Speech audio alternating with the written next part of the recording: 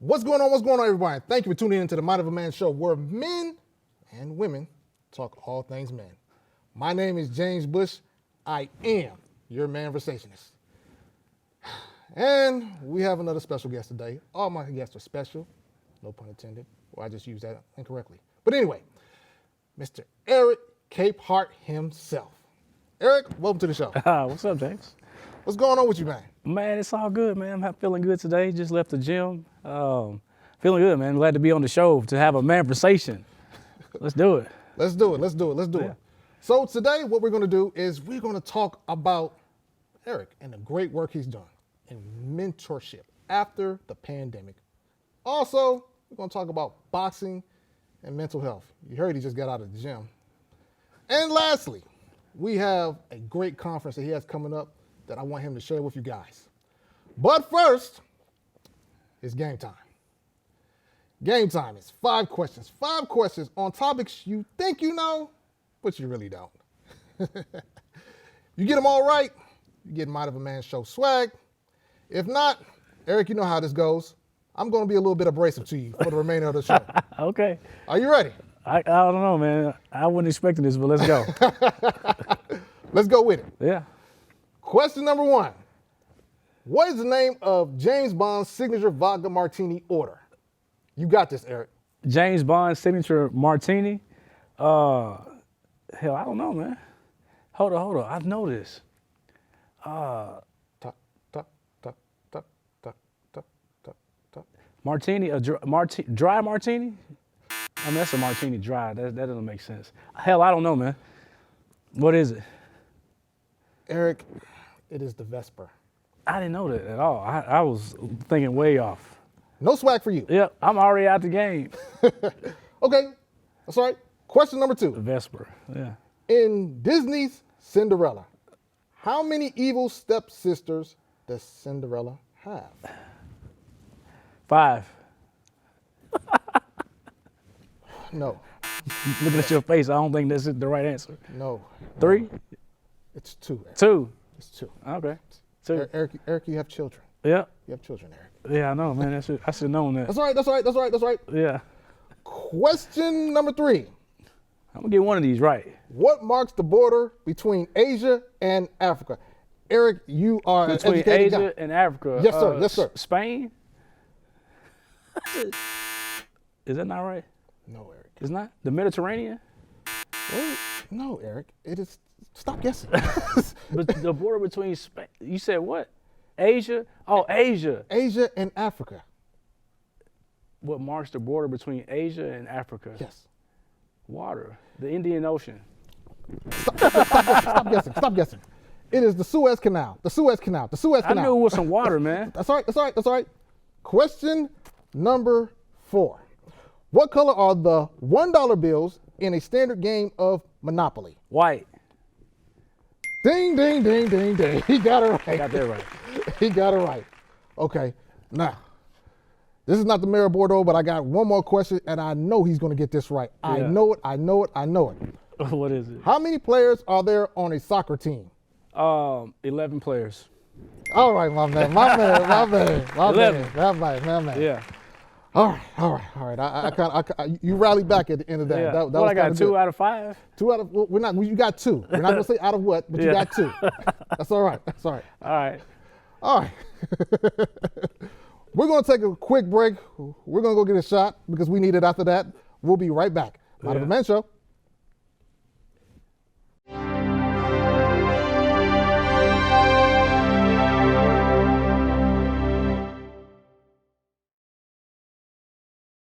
And we're back with Mind of a Man Show. So now it's time to get into the gauntlet. Eric. Yeah. I noticed that among the many things that you do, and you do a whole lot, you have a mentorship program. Matter of fact, I've been a part of that mentorship program. Yeah. And so I want to get from your perspective, what are some of the things that you're seeing from kids in this post-pandemic era? Mostly, I'm really seeing that kids are resilient. They bounce back. And I think for the most part, kids have been able to just kind of keep rolling with it.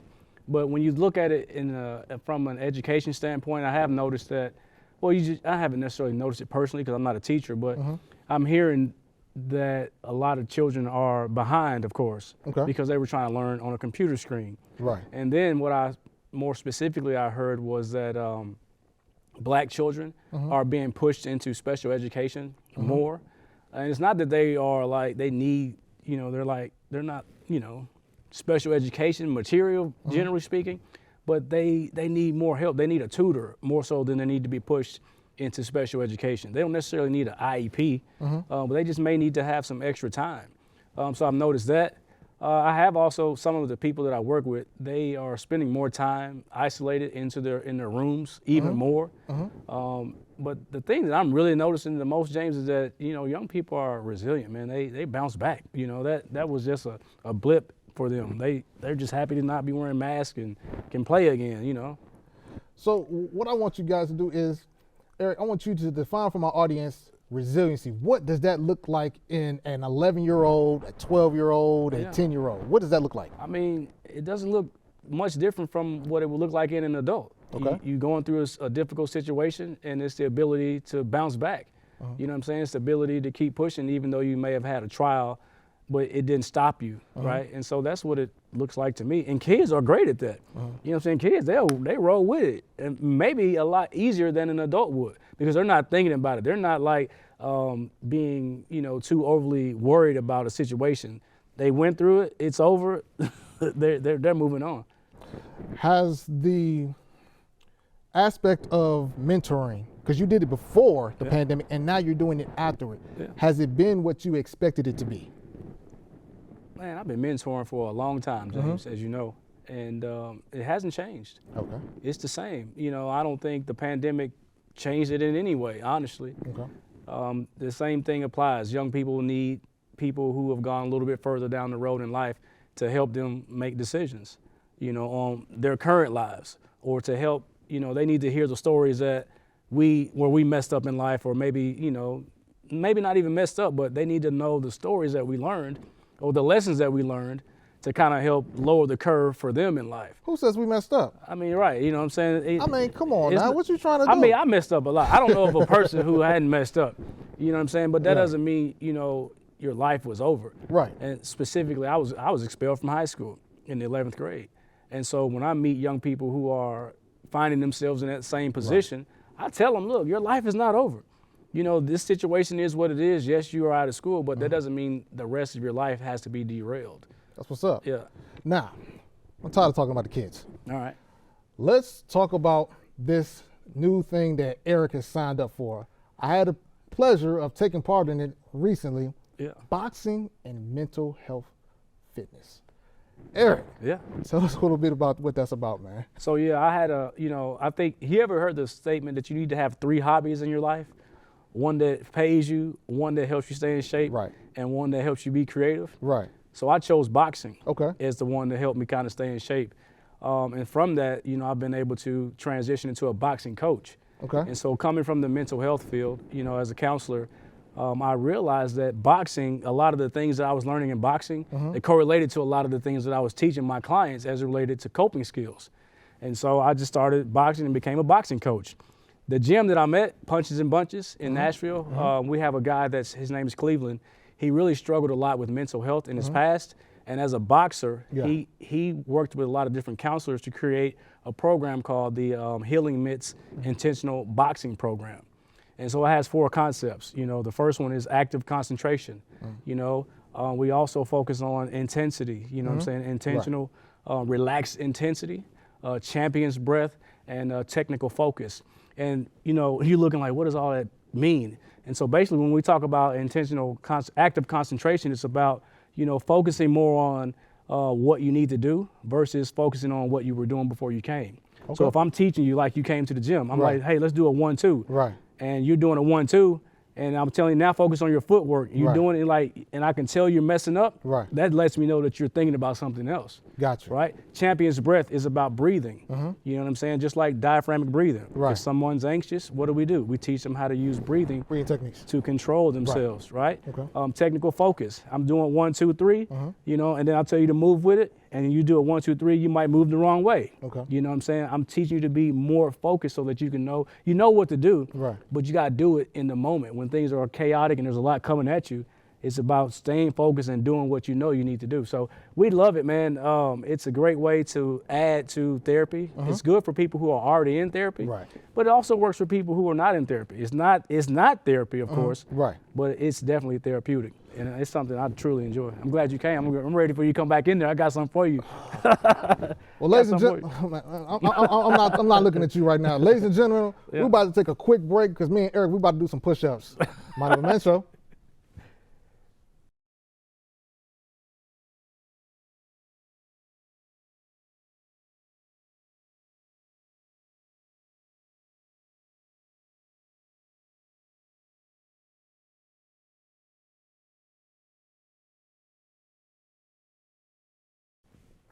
And we're back with Mind of a Man Show. All right, Eric, so now I got to put my pitch in. All right. I hear that you have a conference that is happening in April of 2023 that hopefully I will be a speaker on that panel. Yeah. Dynamic guest. Yeah. We're trying to get you in there. And it's involving student athletes. Yep. Brother, tell my audience, what is that all about? Where did the idea come from? Yeah, so we're having the 2023 Relate to Athletes Conference, and it's a conference that is designed to connect college student athletes to mental health resources and also preparing them and giving them opportunities to advance their athletic and their professional careers. And basically, James, I've worked with athletes for most of my career as a counselor and even as a life coach. My target is to help athletes because as a former athlete, I'm still an athlete. My playing days are over, but it don't leave you, right? So now I'm a boxing coach. It's really just about understanding that student athletes or athletes in general, they go through a certain set of challenges that most people don't experience. Right. You know what I'm saying? They go through high levels of anxiety. Okay. And then when they have lows, it's low, really low depression. And when they're on a team, the coach is all about performance. Okay. Everything is about performance. And even in college, now we have in the era of name, image, and likeness, you know, it's even more exacerbated because now, you know, you can get a check for this, and it's not about none of this is about the person of the athlete. It's just about you play this game, you played at a high level, we pay you a check, and that's what it's all about. They don't care about what you want to do with life. Beyond that, they try to tell you to suck it up. If you're feeling low, don't worry about it, come to practice. There's no room for you to breathe as an athlete, and not everybody can tell you how to deal with that.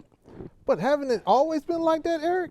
I mean, Yeah, it's always been about that. You know, we're paying you, we're giving you a college scholarship, we're giving you a stipend, we're doing something that can better and help you along the way. And so, hey, but now it's, I guess, more means that is involved with this process. Yeah, but when you see that college athletes are either, especially a lot of my work is with black male athletes, who make up like the majority of their athletic team, right? But they're the minority at the school that they're at.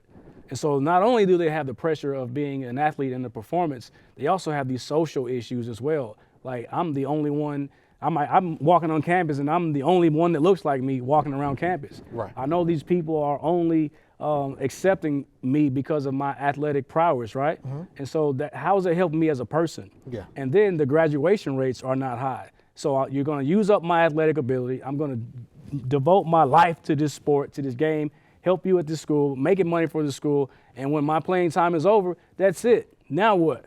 What am I supposed to do now? So yeah, it's always been this way. Yeah. But that doesn't mean that it's not important to really help, you know, these athletes live better, healthier lives, and then actually help them with the transition from playing a sport to life after the sport. And that's what this conference is really all about. We want to give these young people an opportunity to realize that yes, you are a person, and yes, you can have this athletic ability, but one doesn't cancel out the other. Both are important. And being that only 1% of college athletes are going to make it to the pro level, you need to be figuring out something else to do with your life. And you need to understand that it's okay. So that's what this is about. So, I mean, ladies and gentlemen, Eric, he's being a little bashful right now. He's not going to tell you that he actually works with some professional athletes as well in his practice as well. Give us a little bit of insight in that, Eric. About working with a professional athlete? Yes. You know, the thing that I hear the most from the people I work with, whether it's an athlete or a celebrity, they are regular people. They want to be treated like regular people. Really? They don't want to be on these. They don't really enjoy being on a pedestal. Really? They don't. Yeah, really. And I try to tell people that, and they're like, no, they. I'm like, no, these are regular people. You know, I got into it with a therapist once. She was like, no, athletes are. She was saying something, and I was like, no, these are regular people. She was trying to tell me that they're not regular people. Do I know her? I'm just messing with you. Do you know? No. You probably do know her. That's a high likelihood that you know her. She's trying to tell me that they're not regular people. Okay. And I'm like, do you work with any of these people? Do you talk to them at any level? No. Well, I'm like, well, hell, like, how do you know? I'm talking to these people on a regular basis, and they're telling me I'm a regular person. That's right. You know, I'm a regular person just like any other person. Not all athletes, you know, minimize themselves to just their abilities, athletic abilities. They want to have families. They have families. They have emotions. You know, they have friends. They have all these other things that any other person would have. And so I think that's some insight that's important for anybody to know that these are regular people. Right. And we praise these people. We see them. We either praising them when they do well, or we talking bad about them when they're not doing so well. And guess what? They feel all that, right? And so it's entertainment for us, but it's their lives. But I don't know, man. They're just regular people. They're regular people who have extraordinary talent. Not all of them have extraordinary talents, but, you know, they're just regular people, man. Definitely. Yeah. Well, I think it's a great thing that you're doing, Eric, because one of the things is that these guys, these celebrities, these athletes, they spend a lot of time dedicated to their craft. They're in the weight room. They're in film studies. They're with coaches. They're with directors. They're with whoever. And the main thing is that a lot of times, if you do not have that personal time for yourself, you don't have time to debrief, to decompress, if you don't have time to think, to become more self-aware of who you are in that moment, then sometimes you can get lost in that process. And I see that a lot of guys, they go from project to project to project. They get on a plane, they get on a bus, they're at their arena, at the stadium, and then they're back doing something else again. And it's a constant grind or so like that. And many of us don't understand that we don't like it in our own daily life when it's a 9 to 5. Imagine when it's multiplied times 10 or 20. Wouldn't you say, Eric? Yeah, man, it's a lot. And another thing is that athletes are dealing with issues at home. A lot of college athletes are dealing with stuff at the house that they have to block out. Mama might not have no money for food. Right. Mom might not even have a crib to stay in. That's right. You know, all these issues. But again, they have to block all that out and be an athlete full time. And if you are focused on it at all, it's almost like a weakness. And you know, as well as I know, in sports, your opponent is looking for the weakness. Look for the weakness. They're looking for the edge. And if you're not focused, which is why we work a lot on active concentration, intentional technique, like making sure that you stay focused no matter what's going on. And it's another thing. So yeah, it is difficult to be an athlete with the travel schedule, just the schedule of being an athlete, and just trying to maintain your regular life. I mean, it's no secret that a lot of the athletes, and some of, especially for professional football, maybe around about 70% of those, maybe they end up in bankruptcy or in divorce as well. So it's just something that needs to be addressed. It's something that needs to be paid attention to. All right. Eric. Yeah, man. We got to take one more quick break, my brother. Let's play that game again when we come back. No. I need to redeem myself. One more quick break and we'll be right back. Mind of a Man Show.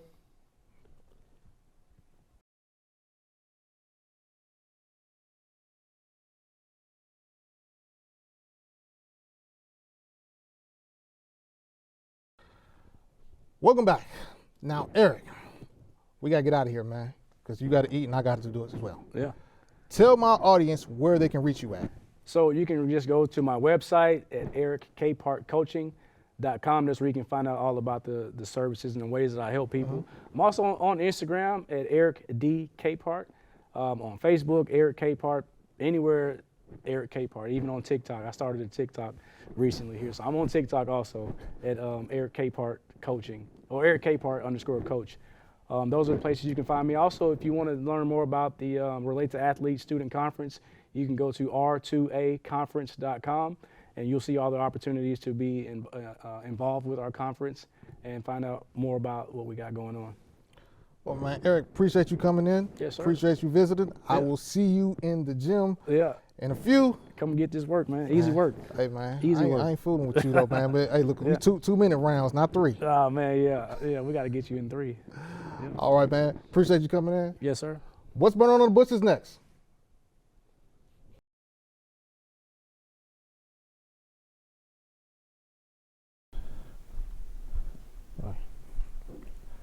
So there's a lot of conversation about what is manhood today. If you look at social media, there are details about what makes a man. For instance, if he can change a tire, if he's a provider, if he's a protector, et cetera, et cetera, et cetera.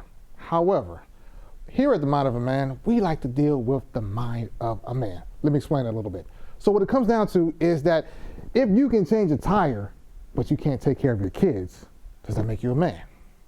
If you can make a baby, however, though, you don't provide, you don't see, you don't spend time with that child, does that make you a man? Again, we have to deal with the mentality. There are characteristics that make manhood, but there's a mentality that keeps manhood. Take care.